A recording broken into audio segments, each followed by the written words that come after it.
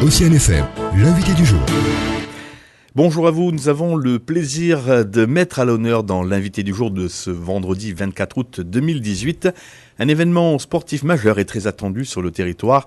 Il s'agit de la Air Calin Classic Rugby Cup Nouméa 2018 à laquelle Océane FM est associée. Pour m'accompagner et co-présenter cette édition spéciale, je suis ravi d'accueillir Brand Pouedi et notre ami Pessa. Nous vous ferons partager les temps forts de ces tournois, mais également les résultats sportifs. Alors, bonjour à vous. Bonjour Joe. Qu'allons-nous proposer donc à nos auditeurs durant ce tournoi, Brand? Eh bien, comme vous venez de le dire, Joe, Océane FM commentera les temps forts des 6 rencontres qui auront lieu dès ce soir, et ce, jusqu'au 1er septembre au stade Noumadélé. 5 équipes s'affronteront amicalement. Il s'agit de la Nouvelle-Zélande, l'Australie, les Fidji, la France et bien sûr Nokagou. Alors Pessa, que va-t-il se passer très exactement ce soir? Alors ce soir aura lieu une rencontre forte attendue à 18h30 à l'affiche. Les Fidjiens opposeront notre sélection calédonienne.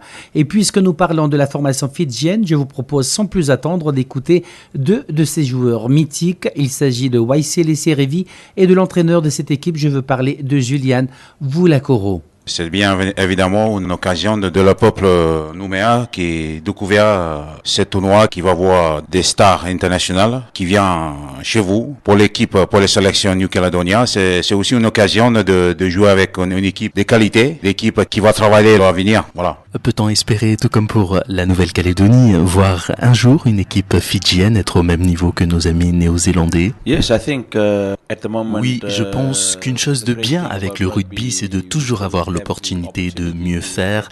C'est la raison pour laquelle nous sommes là aujourd'hui. Nous sommes venus soutenir le projet de l'Académie du Pacifique Sud, car selon nous, c'est la meilleure option qui soit pour les jeunes Calédoniens. Pour atteindre un niveau supérieur, premièrement, il faut de bonnes compétitions et plusieurs équipes de rugby. Deuxièmement, on doit commencer par le plus bas niveau, c'est-à-dire à l'échelle locale. C'est pourquoi je pense que l'Académie du Pacifique Sud est un bon pilier pour gravir les échelons. Cette académie aidera ces joueurs à être meilleurs qu'ils ne le sont déjà et ensuite les emmènera à un niveau supérieur. Et que représente pour vous ce type d'événement? Alors c'est ma toute première fois en Nouvelle-Calédonie, et quand on m'a parlé de l'Académie du Pacifique Sud et de son but de promouvoir le rugby calédonien, selon moi, le plus important est d'aider les personnes qui sont juste à côté de soi pour les emmener loin, et nous sommes justement là pour les aider à aller loin.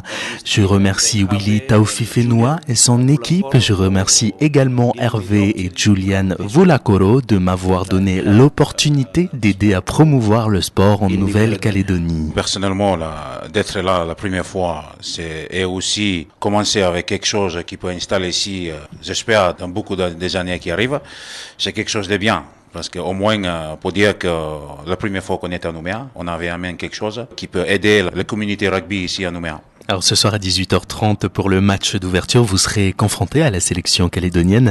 Là, comment vous vous sentez? J'ai hâte, je suis tout excité de jouer à nouveau avec tous ces joueurs, des joueurs avec qui j'ai pu jouer il y a 15 ou 20 années de cela, et je suis content qu'ils soient toujours en activité, ce qui est primordial, et de jouer avec eux contre la sélection calédonienne va être un super match, et on va pouvoir également connaître la position et la technique de jeu des Calédoniens, et c'est là qu'est le début des grandes choses.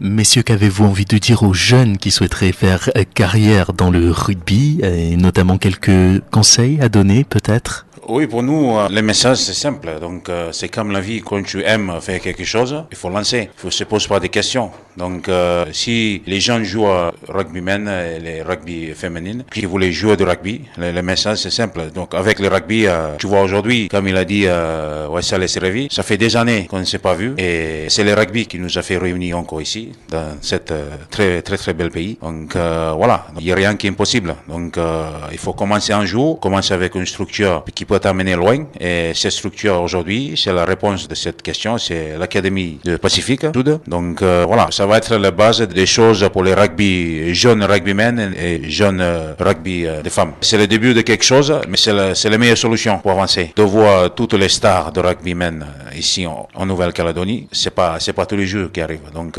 vraiment, on est là pour vraiment parce qu'on voulait que ça marche. Surtout, on voulait que le rugby dans le Pacifique, ça marche aussi. Donc voilà. Si j'avais un conseil à donner aux jeunes joueurs de rugby qui écoutent, ça serait de leur dire que rien n'est impossible dans la vie et que vous pouvez accomplir n'importe quoi si vous croyez en vous. Et je rajouterai une autre chose, vous devez travailler dur car dans la vie, rien n'arrive facilement. Vous pouvez atteindre vos buts, mais pour cela, il faudra travailler intensément. Je voudrais souhaiter à tous les sportifs, peu importe le sport exercé, de toujours travailler dur car rien n'est impossible. Alors une autre figure emblématique du rugby international sera de la partie. Brandt, de qui s'agit-il?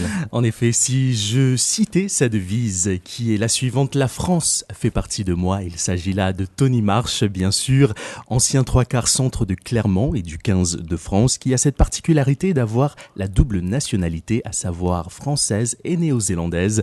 Alors, que pense-t-il de ce tournoi? On l'écoute.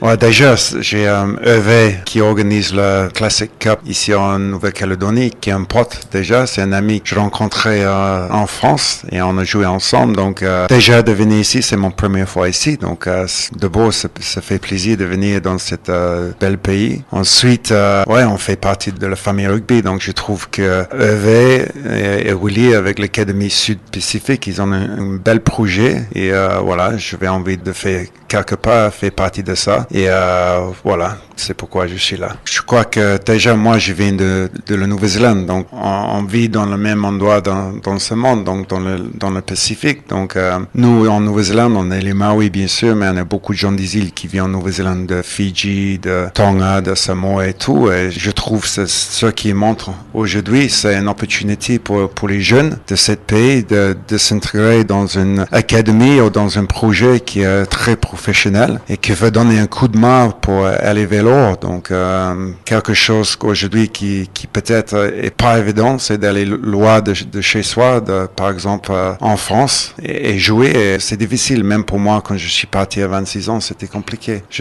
Déjà j'ai parlé par la langue, mais c'est une culture qui est complètement différente de chez nous. Donc si il peut, c'est un peu le pont, je pense, entre les îles et la France. Donc je pense c'est pourquoi c'est important. Il faut commencer quelque part. Donc c'est vrai qu'en Nouvelle-Zélande, c'est le pays de rugby. Tout le monde joue au rugby, tout le monde aime ça. Et puis les Blacks, c'est les stars chez nous. Donc je sais pas si c'est le cas aujourd'hui ici. Tony Marsh, une dernière question. Qu'avez-vous envie de dire à tous ceux et celles qui souhaiteraient faire carrière dans le rugby? D'abord, je pense qu'il faut s'amuser, il faut prendre du plaisir. Donc, je pense à n'importe quel âge, 5 ans, 25 ans, 35 ans, ou à quel niveau tu joues, il faut prendre du plaisir. Donc, pour moi, c'était toujours le cas. Même si j'étais pro en Nouvelle-Zélande et en France, c'était prendre du plaisir. Donc, d'abord, c'est ça. Et ensuite, il faut bosser. C'est avec le rugby ou avec le sport de haut niveau, c'est pas facile. Il y a les hauts, les bas, mais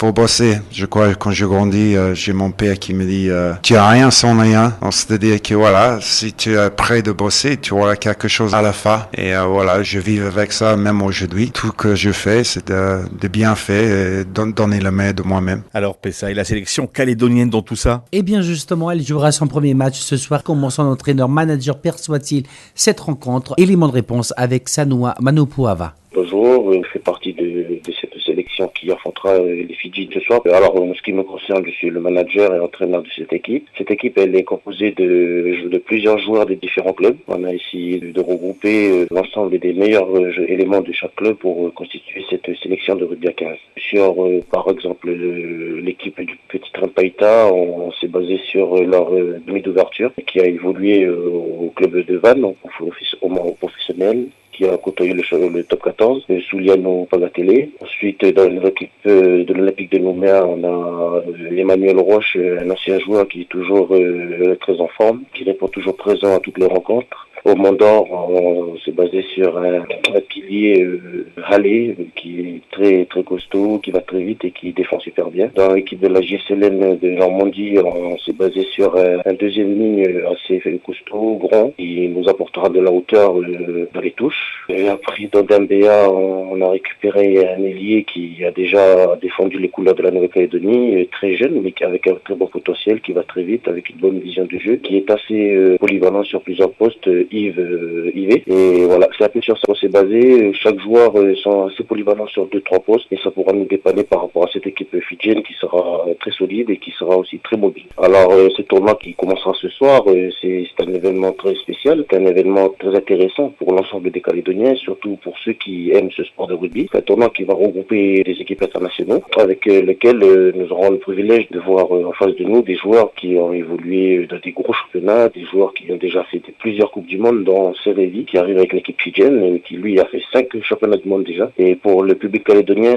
ce sera un avantage justement pour diffuser ce sport très très bien, parce que ici en Calédonie, on a des jeunes qui ont un sacré talent et qui peuvent très largement évoluer dans ce sport-là, avec de la vitesse, de la puissance, voilà. Les équipes locales ont-elles déjà un vivier de jeunes qui seraient susceptibles d'être formés dans cette nouvelle structure qu'est l'Académie du Pacifique Sud? Oui, effectivement, cette académie qui ouvrira ses portes en 2019, elle accueillera un grand nombre de jeunes qui évoluent dans différents clubs avec un sacré potentiel. Et cette académie-là va vraiment permettre à ces jeunes-là d'évoluer et d'être repérés surtout au niveau des grosses équipes internationales, que ce soit dans le Pacifique ou dans la métropole. Et cette académie-là va enrichir les connaissances rugbystiques de ces jeunes-là, et ça va pousser cette jeunesse à pratiquer ce sport et surtout à viser des objectifs pour pouvoir évoluer personnellement et collectivement également. Sanoa Manuopuava, quels sont vos pronostics pour le match de ce soir? Alors pour le match de ce soir,